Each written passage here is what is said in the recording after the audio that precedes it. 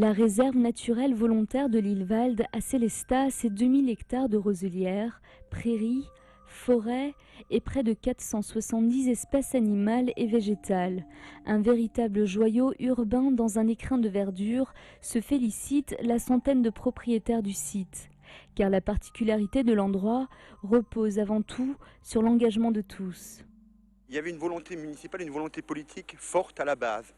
Mais le choix, c'est comme dit, c'était d'obtenir l'adhésion, de mettre en route ce qu'on appelle une dynamique participative. Pour la pérennité de cette réserve, elle passe fatalement par l'adhésion, la participation des acteurs de terrain. Et les premiers acteurs de terrain, ce sont les propriétaires fonciers, les exploitants agricoles et l'ensemble des autres activités humaines qui se déroulent dans la réserve. La gestion d'un espace comme celui de la réserve de l'Ilvalde repose notamment sur une question d'équilibre. En fait, tout est question d'équilibre.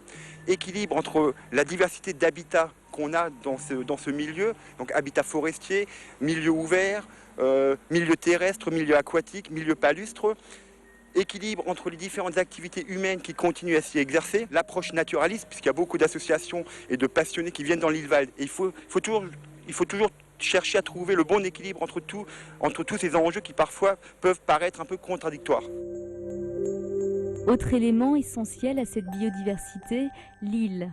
Un réservoir qui serpente l'ensemble du domaine, augmente le niveau de la nappe phréatique et alimente toutes les sources.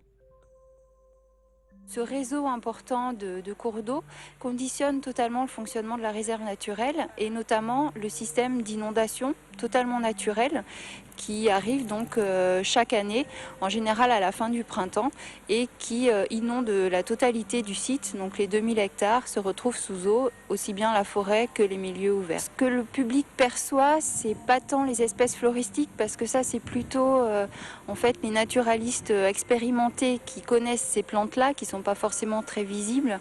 Par contre, ce que le promeneur perçoit, c'est plutôt les animaux. Notamment les oiseaux. Donc il y a un site dans l'Ilvalde qui accueille plus de 130 espèces d'oiseaux chaque année. Donc là, fatalement, c'est un lieu de découverte très important et intéressant et enrichissant pour la population, notamment locale. Le public également vient se promener particulièrement dans l'Ilvalde pour découvrir la population de daims, qui est un petit peu l'emblème de la réserve naturelle. En fait, c'est la plus grande population sauvage de daims en France. Et bien sûr, c'est pour l'observateur lambda, c'est un plaisir en fait de pouvoir observer des arts de daims, que ce soit sur les prairies ou en milieu forestier. Les qualités de l'île ne font pas seulement du bien à la nature sauvage, mais aussi à l'homme, car c'est ici que l'eau du robinet des habitants de Sélestat est directement prélevée.